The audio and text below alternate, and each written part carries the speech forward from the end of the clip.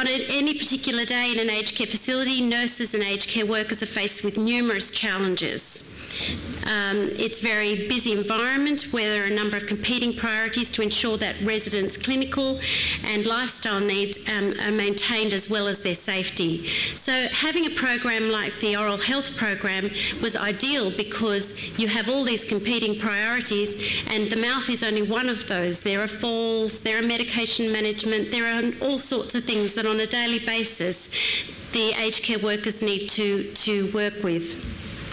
The training provided under the Better Oral Health in Residential Care project offered a very simple initial solution. The training consists of a full one-day training for up to 2 representatives from each aged care facility, and it has 3 modules that they are trained in to take back to train up the aged care workers in the particular facility that they come from. This training covered a lot of different areas, and I've just got some of the...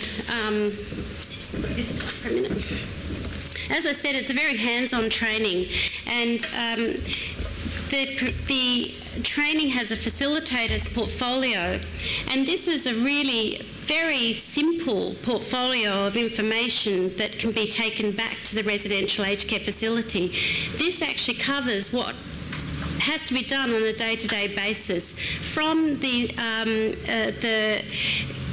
oral hygiene through to the referral pathways and assisting people to understand and what to look for. But again, I'm not saying here that this is about dental treatment. This is about observation. This is about training people to look at, well, okay, there's a slight change in this person's mouth. What do we need to do? We need to refer back to the RN, who will then do an assessment, a more thorough assessment, and then she isn't either a dental professional, so she will take it one step further and say, okay, I've done the dental assessment, I really need to refer this person on to a dentist or to an oral hygienist. So this isn't a solution to take dentistry into residential aged care. This is actually a solution to help people understand what's required and get those sort of basics around seeing the mouth and understanding what's in there and what changes can actually take place, and then referring them on to the people who have the expertise in the area. The people that work in residential aged care have the expertise in the old person, and that's what they need to have. They don't need to have the expertise in actual dentistry. The oral health assessment and care planning tools are actually covered in the professional portfolio. These are self-directed learning programs that can actually, the registered nurses and GPs can actually teach themselves. This will be covered in the one-day training, but it'll be just an overview of that. And this is something that people can pick up at any particular time. There's going to be a CD in there that will help them work through what they have to do an oral health assessment. It will also have the tools for them to be able to do an oral health assessment, and then they'll be able to go on after doing that to do a care plan and work through the pathways of how they can actually take this person, direct this person in the right, to the right person to get their treatment. All the documents have actually been worked up with groups of specialists, and throughout it's quite pictorial, so they actually get to see as they go through some of the pictures that we've just seen, and they get to identify some of the issues that people might have in their mouths, and therefore can raise the alarm bells if it's needed. The other thing that was very important in this was they had a psychologist that worked with the team who helped them put information in here on how to work with people with behaviour problems. And this was a really important part of the program, because we do know that there are a number of difficulties when you're working with people with dementia. And, you know, if you're going to approach them front on and frighten them, of course there's going to be issues around whether they'll let you look in their mouth or not. But part of the training is looking at how do you work with people who have, slight difficulties or who are disabled in any way. How do you actually work with those people? And that's a very, very valuable part of the training. The other thing is that it's broken into vignettes, so you can do it in a 3-hour block of training, or you can do it in the different modules in 1-hour training, or you can take snippets of information and provide that, like how to clean dentures, how to hold dentures, how to remove the dentures from the mouth.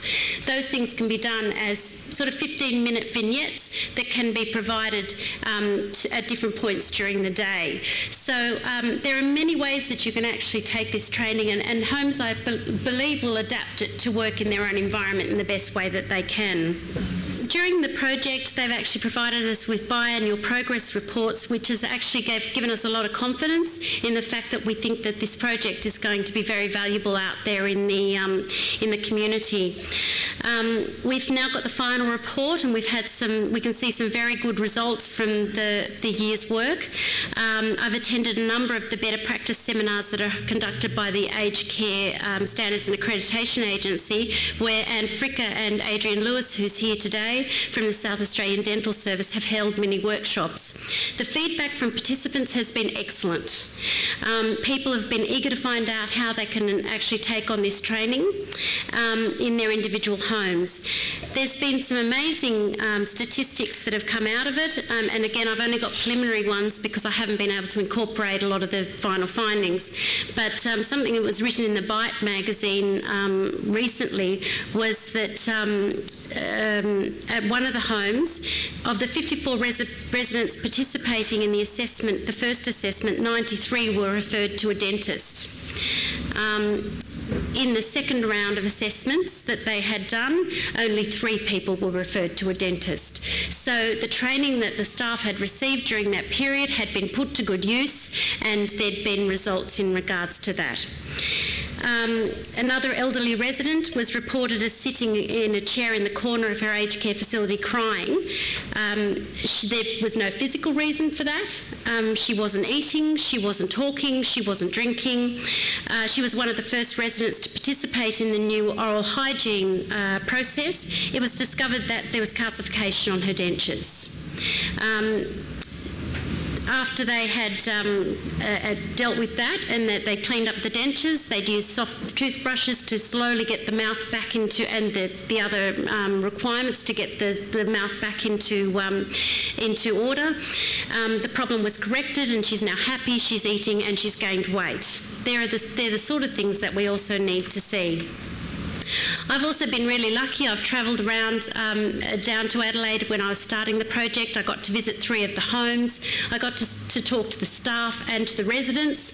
Both were very encouraged by the project, which was a delight for me, I've got to say. We've had a very busy time. We've had a lot of time with SA Dental Service. It's been a pretty amazing year getting this all together. Lots of resources that we've had to put together. This is only a small example of what is actually part of this project. There's a full resource kit that is going to be part of the training, that will be a hands-on resource kit where people will get to see the different components, the dentures, how you actually clean them, how you hold them. So there's a whole lot of stuff, and I've got some photos here if people would like to look at that at some point during the day. However, I think it's really worth it, because it's a really worthwhile project, and it's one that's actually I've become quite passionate about, as you probably can gather. I hope you can.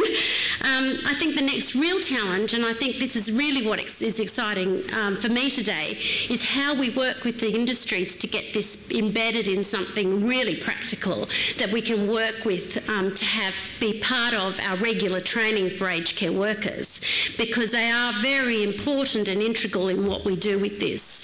And with the registered nurses as well, and that's certainly been proven to me by the SA Dental Services project.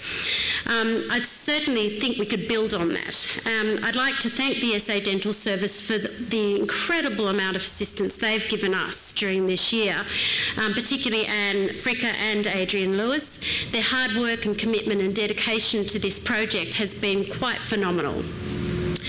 They've produced a very good product and a series of fantastic products that can be used in everyday practice in a really practical way for people. I'm very excited to hear that they won the Premier's Award, and this is for showcasing excellence in the public sector, and I certainly think that that's a credit to them, and it's an honour that they well deserve. And the other thing about this is that since we've put the information up on the web, international groups have been writing to me saying, how can we be part of this? I think that speaks quite highly of the information that has been put there, which also has competencies in it. But we've had Scotland, Canada, there's been a number of different groups that are looking at how they can actually incorporate these simple resources into their programs internationally. I'd like to thank you for listening to me today, and if you've got any questions, I'd be happy to answer them.